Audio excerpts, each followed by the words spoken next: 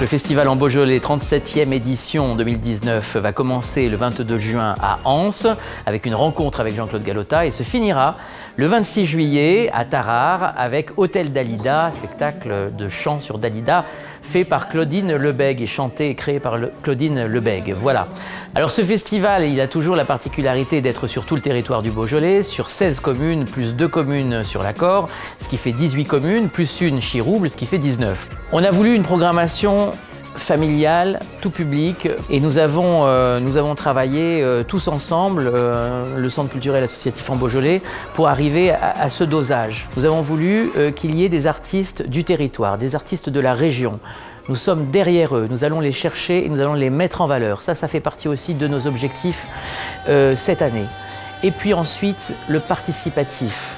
Qu'est-ce que c'est que le participatif? C'est faire intervenir le public à l'intérieur de nos spectacles.